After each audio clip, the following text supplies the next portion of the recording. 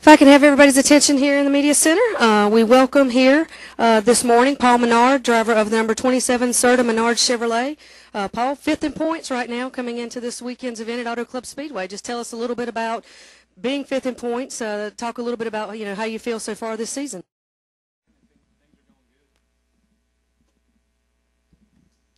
You got me? Things are going good. We've had a good start to the year. We're 4 races in and run strong on 4 totally different types of racetracks, which for a startup team, is a cool thing. Slugger's built a really good race team. Came out of the box strong in Daytona, had a shot to win that, and then Phoenix didn't go quite as well as we hoped. Vegas we had a good run, Bristol we had a good run, and here we are in California hoping for another one. So hopefully it dries up and we get on track here soon. We'll open it up at this time for questions for Paul. Please raise your hand. We got the wireless. Yeah, we got wireless mics up here. Anybody have a question for Paul? Just raise your hand. We'll get a mic to you. As always, state your name and affiliation prior to asking your question. Brian, over here on this side.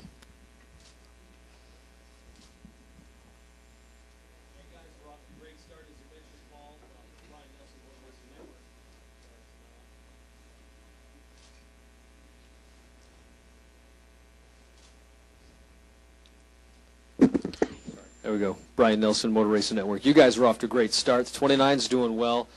What about the rest of RCR? And I think about the 31, and that we're getting to the point now where we're going to be looking at 5 based on this year's standings going forward. What's the attitude like team wide and the concern for some of your teammates as that cutoff comes? The 31's had terrible luck. Obviously, Daytona, they had an engine problem. Got caught up in a wreck in Phoenix.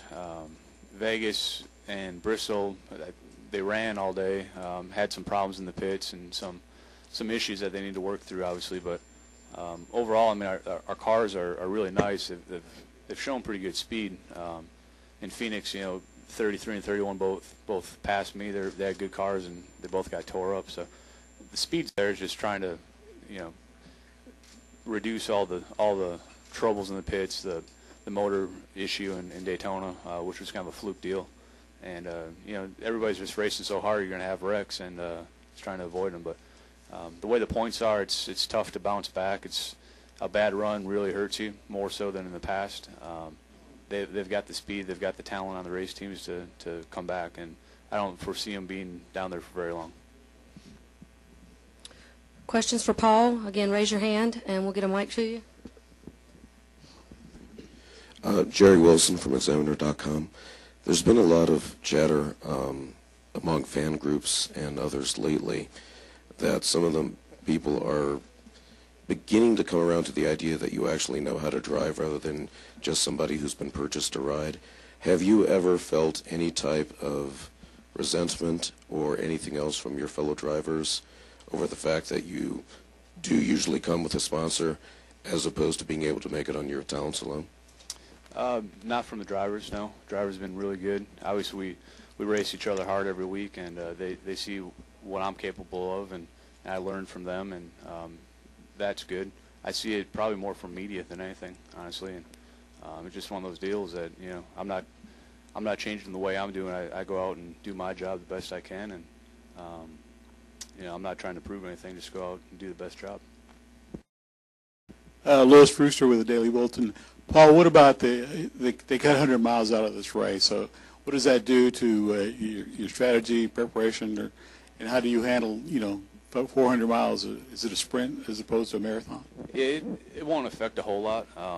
When we come to California, when we go to Michigan, the straightaways are really long, a lot of sustained RPM. So the engine builders actually a lot of times will put a mileage limit on us for practice. Whether it's you're going to practice 70 miles over the course of 2 days or 80 miles or whatever it is, cutting that mileage down, we should be able to practice as much as we want. As far as the race goes, strategy is going to be a little bit different. It's just going to move that back window up 100 miles to make it to the end. Still might see fuel mileage. We'll still see green flag pit stops and everything. And we're still going to race as hard as we normally do every lap. Any other questions for Paul? Dustin?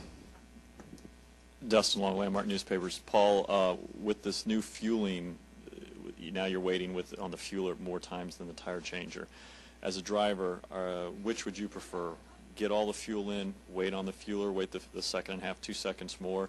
Would you rather go on the tire changers and get that potential track position, but know that you've got a smaller fuel window? Well, we saw that come into play in Vegas. The last pit stop was green flag. Didn't need a full load of fuel to make it to the end. So that's really what it comes down to, is how much fuel do you need to make it to the end. For us, we stayed on pit road about 2.5 seconds too long, just making sure that we had enough fuel. That hurt us in the end, but you know, it's before, like the years before, you'd always go on the tire changer. Tire changer would be the last guy. The fueler would beat him. So you could see in your mirror where the tire changers were, and you can anticipate it. With the fueling now, you can't really anticipate it. The tire changer backs away. The fueler is still plugged in, so you can't really tell when the jack's going to drop. So it makes it difficult to anticipate when you're done. But you know, at the end of the day, it's just you just need as much fuel as will get you to the end. Questions for Paul? All right, that'll do it. Paul, thank you very much for your time, and good luck this weekend.